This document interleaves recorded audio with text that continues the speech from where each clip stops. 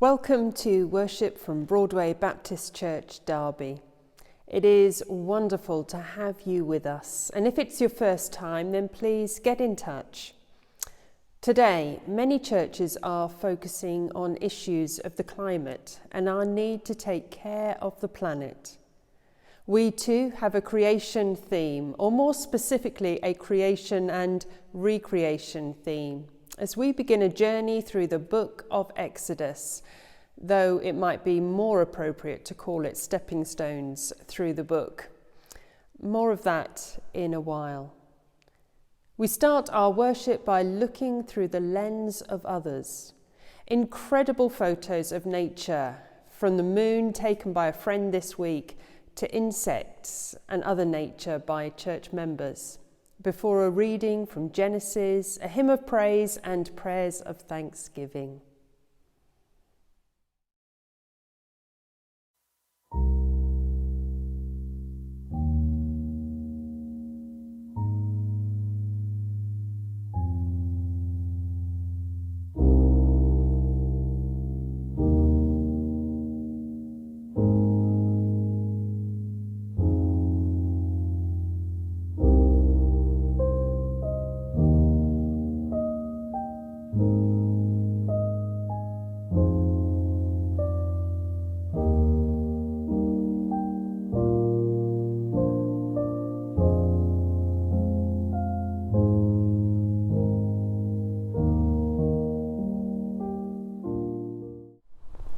Genesis 1, verse 1 to 5. In the beginning, God created the heavens and the earth. Now the earth was formless and empty. Darkness was over the surface of the deep, and the Spirit of God was hovering over the waters. And God said, "Let there be light," and there was light.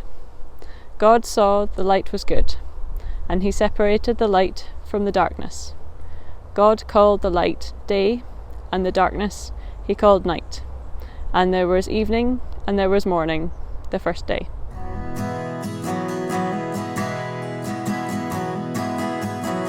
Let all creation sing before the Lord, and every nation of the earth rejoice.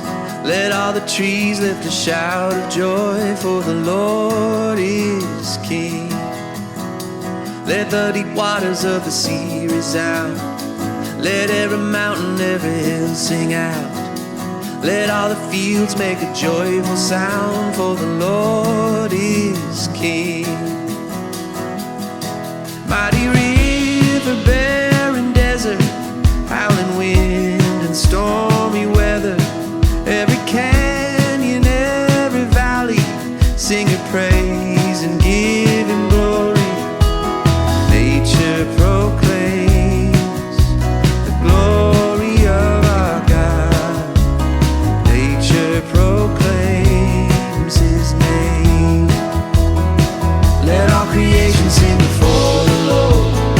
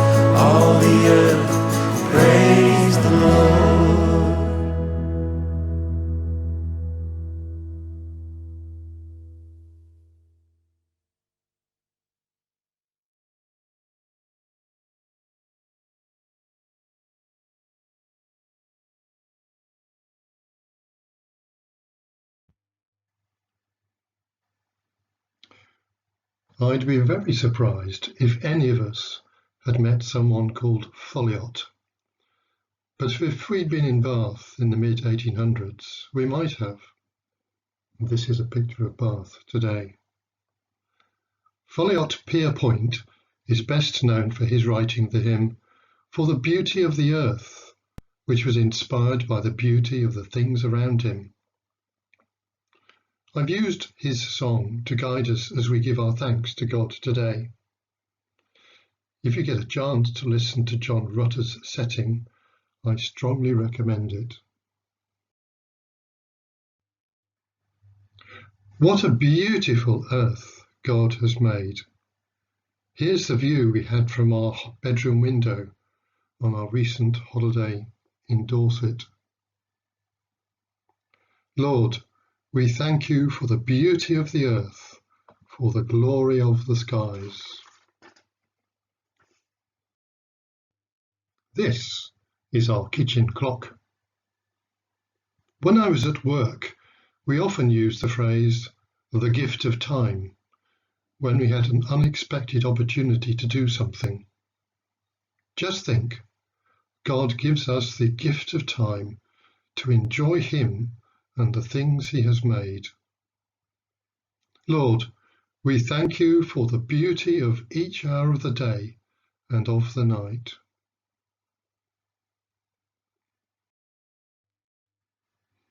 Our younger daughter was married almost 2 years ago, and what a wonderful day of getting together with family and friends. Whether your family is large or small, we can delight in their company. Lord, we thank you for the joy of human love, brother, sister, parent, child. Here's a picture familiar to those who worship at Broadway. The centrality of the cross reminds us of God's great gift to us, of His Son, Jesus. Lord, we thank you for this perfect gift of yours to our race, so freely given. Lord of all, to you we raise these our prayers of joyful praise. Amen. Thank you, John, for leading us in those prayers of thanksgiving. Even as we have responded in praise for the beauty of creation, so we also need to confess our misuse and abuse of it. For all the restrictions of lockdown this year, many commented on the beauty of the silence when there were no cars on the road, the clearer blue skies when the planes were grounded. So let us once again turn to prayer, and please join in the responses led by Susan and Paul.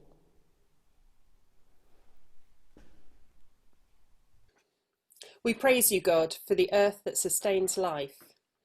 Through the planetary cycles of days and seasons, renewal and growth, you open your hand to give all creatures our food in the proper time. In your wisdom, you gave a Sabbath for the land to rest. But these days, our living pushes the planet beyond its limits. Our demand for growth and an endless cycle of production and consumption are exhausting our world. The forests are leached, the topsoil erodes, the fields fail, the deserts advance, the seas acidify, the storms intensify. Humans and animals are forced to flee in search of security. We have not allowed the land to observe a Sabbath, and the earth is struggling to renew. And so we confess. You tell us the land must rest, free from the burden of production. We confess our demand that the earth produce beyond its limits, and our bondage to desire more.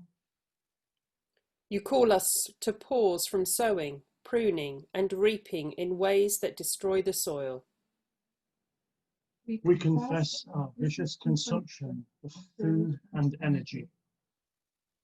You assure us that we can be filled from the yield of the land. We confess our lack of trust that we can thrive within the earth's limits. You affirm that our security is found in enough. We confess our lack of courage to resist the myth of endless growth. You tell us that the land must not be sold permanently because the land is yours and everything in it. We confess to thinking of creation as given instead of a gift. You call us to leave enough fruit on the vine and in the fields to feed our neighbours, animals, and replenish the earth. We confess our failure to share what we receive from the earth. You call us to fairness and justice. We confess our lack of faith, not loving you with our whole heart and strength and mind, or our human and non-human neighbours as ourselves. Turn us from fear and mistrust. And free us to imagine a life reconciled to the earth and all creatures, through the good news of Jesus Christ, in whose name we pray. The Spirit helps us in our weakness, for we do not know how to pray as we ought. But that very Spirit intercedes with sighs too deep for words. And God, who searches the heart, knows what is the mind of the Spirit, because the Spirit intercedes for the saints according to the will of God. Amen. Well, we've considered the big picture this morning of the beauty of creation and the wonder of the attention to detail of our Creator. And now we jump to the particular, to another creation story in a sense, this time found in Exodus. Exodus is the second book of the Bible, and it is one that we may know bits of the story, but not necessarily have read all the way through. The book could be summed up in one sentence. God raises up Moses to save Israel from slavery in Egypt and then enters into a special relationship with them. Over the next few weeks, we are going to stone through Exodus, so not every chapter, and find out how this works out. Why Exodus, you may ask? Well, it's foundational and formational. And for these last few months where we've been living in limbo, not sure how long the situation is going to last, things we took for granted in January can no longer be taken for granted. We need to plan for the future, but we don't know how to plan. We need to look forward, but it's tiring. And sometimes it's just so much easier to hanker back to what was familiar, even if it had its weaknesses. Well, these are some of the themes that are covered by this book. But throughout it all, we see God's loving faithfulness, his provision and protection. It's a foundational book for the story of salvation. It's formational in the way that God's people are shaped in a situation of adversity and uncertainty.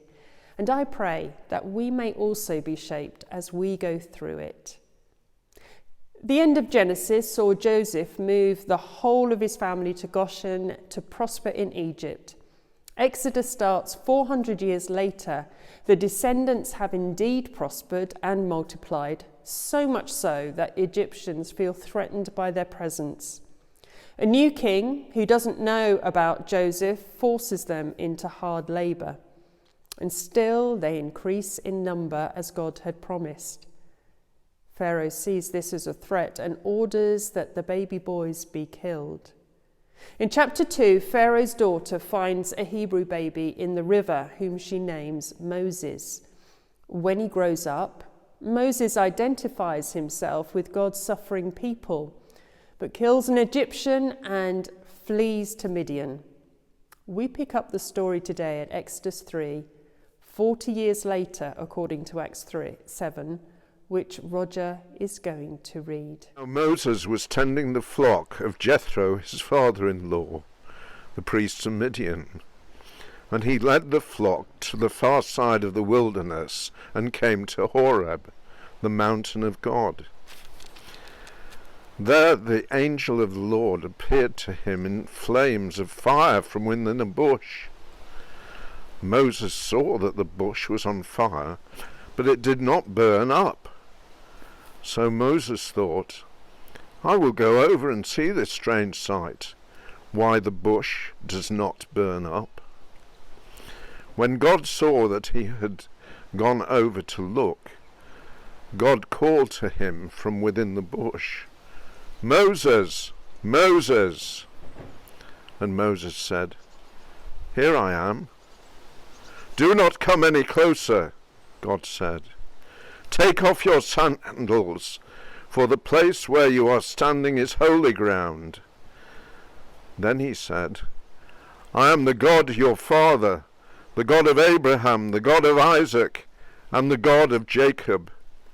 At that Moses hid his face, because he was afraid to look at God. The Lord said, I have indeed seen the misery of my people in Egypt. I have heard them crying out because of their slave drivers. I am concerned about their suffering.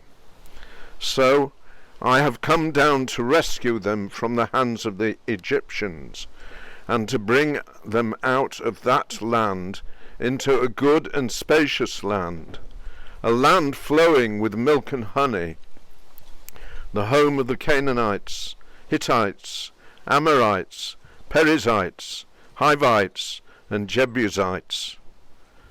And now the cry of the Israelites has reached me, and I have seen the way the Egyptians are oppressing them. So now go, I am sending you to Pharaoh to bring my people the Israelites out of Egypt.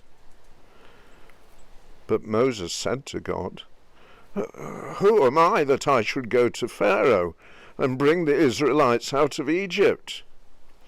And God said, I will be with you, and this will be the sign to you that it is I who have sent you. When you have brought the people out of Egypt, you will worship God on this mountain. Moses said to God, Suppose I go to the Israelites and say to them, The God of your fathers has sent me to you.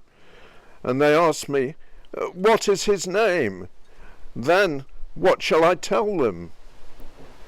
God said to Moses, I am who I am. This is what you are to say to the Israelites. I am has sent me to you.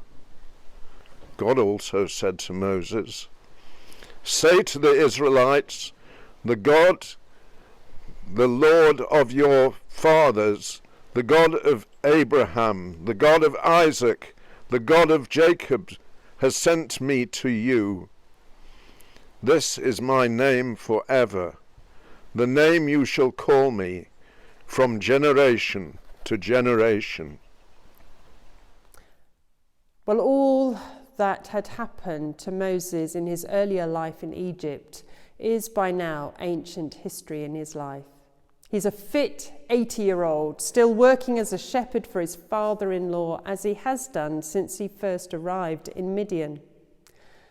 And life was simple, possibly humdrum, but it was comfortable in its predictability. But on this particular day, Moses was present enough to notice when God wanted to get his attention. There was a bushfire. It was no ordinary fire, and Moses went over to explore. Imagine his surprise then when the voice calls him by name and tells him to take off his sandals, for this is holy ground. Moses is in the presence of Almighty God, creator of the universe, who knows him intimately, who introduces himself as the God of your father, the God of Abraham, Isaac, and Jacob. There, in the middle of the desert, away from everyone, Moses is found out as the Hebrew and is undone. No wonder he hid his face. He was afraid to look at God. You don't look at holy God and live. But God shares his heart with Moses. He has heard the cry of his people about their suffering and oppression, and it is time for them to be set free. And at 80 years old, living hundreds of miles away, Moses is the man for the job. Moses does not share the same enthusiasm, however. A new calling at this point in his life, it's not even on his radar. He is quite happy with life the way it is, and he does all he can to put God off by means of questioning him. And there follows a conversation of two perspectives. First, Moses asks, "Who am I that I should go to Pharaoh and bring the Israelites out?" It's Moses' way of saying he's a nobody. He's not up to the task. God's response is to promise Moses his presence. He doesn't go alone. Okay, second question. Suppose I go and say, "The God of your fathers has sent me to you," and they ask your name. What do I say? You see, not only does Moses think he's not up to the task, he doesn't think others will think him up to the task either. God reveals his very nature to Moses in his response. I am who I am. This is the sacred name, Yahweh, that Jews will not utter. Another interpretation is he who creates brings into being. You see, this creator stands before Moses and in the process is creating him into the man fit for purpose. Later, he will bring a people into creation. But at this point, all Moses can fixate on is his own role in this plan rather than what God wants to do through him. So despite being promised in 3:18 that the elders will listen to him and go with him, at the beginning of chapter 4, he asks, well, what if they do not believe me or listen to me and say, "The Lord did not appear to you"? God immediately enables him to demonstrate his power and gives him 3 signs. A staff turns to a snake and back again. His hand turns leprous white and is healed, and then water that's poured out becomes blood. Still, Moses isn't satisfied and finds one more objection in 4:10. "I have never been eloquent, I'm slow of speech." God promises to help him. Well, Moses puts up the objections, but God promises Moses his presence, his personhood, his power, and his provision, because God knew his potential. God saw a man who had grown up in the royal household, who knew Egyptian ways, but also Hebrew ways. God saw a man who, when he saw injustice, didn't hold back, but spoke up and acted for his fellow Hebrew slaves and for Jethro's daughters. God saw a man who had spent years in the desert, who knew how to survive and how to find his way around. God saw a man who had taken care of sheep, and now he was to shepherd people. God saw all of that potential, and even at the age of 80, God had a plan for him. But Moses responds in 4:14, "Pardon your servant, Lord. Please send someone else." God may see the potential in Moses, but Moses has a different perspective. God's desire to send Moses back to Egypt undoubtedly opened floodgates of memories for Moses that may have been buried for many years. There was the guilt of what he had done in murdering the Egyptian foreman, even though it was a stand against the injustice against his people. Moses was a wanted man. Then there was the rejection from his own people. They hadn't appreciated his act of bravery. They interpreted it as lording over them. "Who made you ruler and judge over us?" said the Hebrew slave who was fighting with another. In any case, what did he know about their life of suffering from a place of privilege? There was the shame in being found out and named, the shame of running away, which led to a sense of failure. Despite his privileged upbringing, he had failed to save his own people from oppression and suffering. He'd put it all behind him when he arrived in Midian and made a new life, but clearly it was not resolved all these years later. He was out of Egypt, but Egypt remained deeply embedded in him. Moses was so caught up in his past, he didn't see how his whole life was preparation for this task. If we look closely, we can see that even his redemption actually started many years before, when he first arrived in Midian. His future father-in-law Jethro was a priest, and there's a sense in which, in offering Moses a home, a wife, a role, he was offering him a new start, a new life. And while Moses adopted the life, when pushed, all those insecurities and unresolved issues rose to the surface. Well, we might not be happy at Moses' audacious response, but are we so different? I wonder how many of us carry shame and guilt over what we've done in the past. Shame over aspects of us that we think, oh gosh, if everybody knew, they wouldn't like me, they wouldn't follow me, they wouldn't trust me, they wouldn't include me, you fill in the blank. And we try to hide our shame by controlling our lives, that we might be able to keep it covered over. Because the alternative is to allow ourselves to be vulnerable, and that is too painful for most. We live with failure from the past, so we fear failure in the future, and we won't step out. We can live dislocated lives that are exacerbated by a lack of a sense of belonging and connection. Have you noticed how Moses never quite belonged anywhere? In the palace, he was the Hebrew. To the Hebrews, he was on the side of the oppressor. Even in Midian, he was the stranger in the midst. His whole life was lived as an outsider to this point. Today, we might use another term as other. We might feel, because of the colour of our skin or ethnic or cultural minority in a white majority, and the way we have to work hard to fit in, to blend in, that we don't belong. We might feel other because we think differently and see the world differently from many others, so we feel like we don't belong.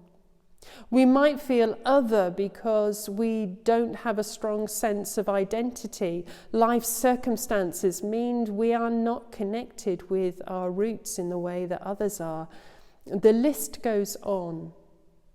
If we count ourselves as followers of Jesus, though, at some point we were forgiven for our way of life lived in our own strength, in our own way, that carried guilt and shame, rejection, failure. When we are baptized, we enact the way that we have died to the old life and have risen to new life that's demonstrated and promised by Jesus' own resurrection.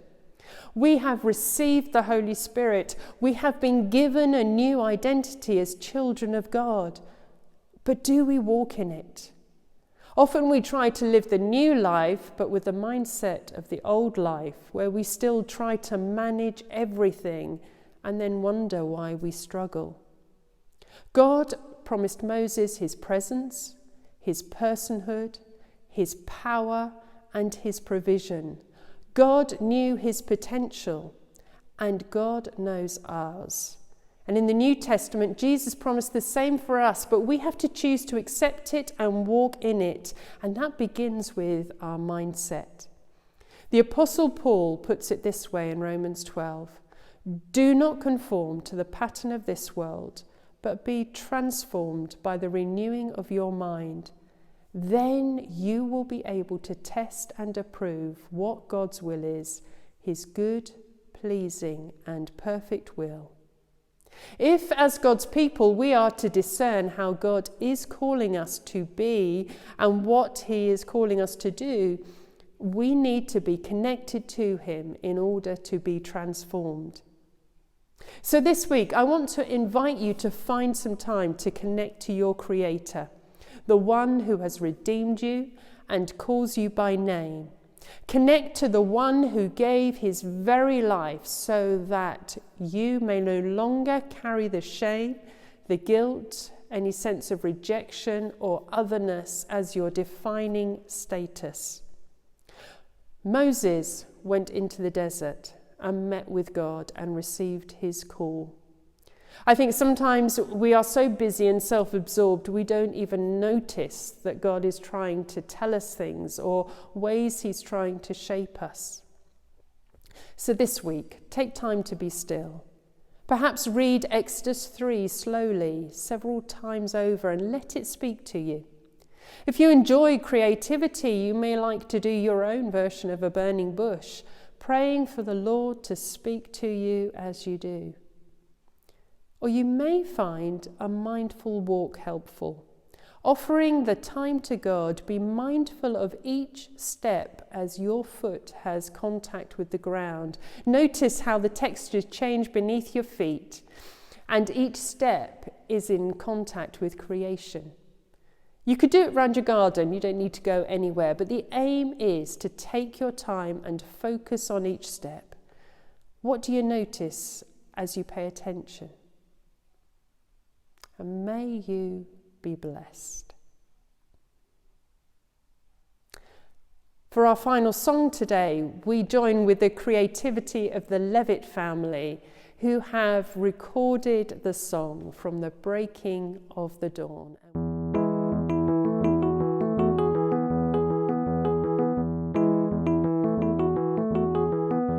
From the breaking of the dawn to the setting of the sun, I will stand on every promise of your word. Words of power strong to save, that will never pass away. I will stand on every promise of your word. For your covenant is sure, and on this I am secure. I can stand on every promise of your word.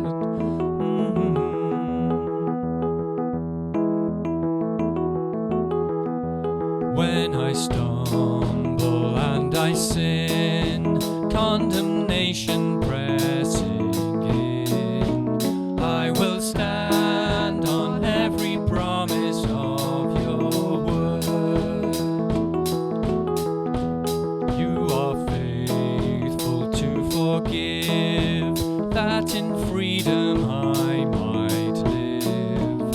So I stand on every promise of your word. Guilt to innocence restored, you'll remember sins no more. So I stand on every promise of your word.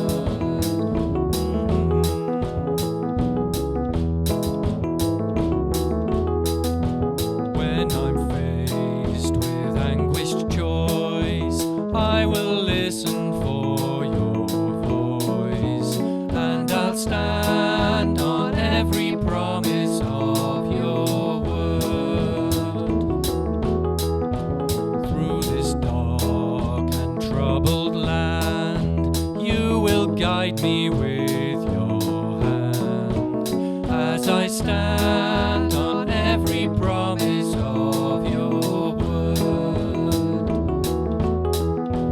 And you promised to complete every work begun in me. So I'll stand on every promise of your word.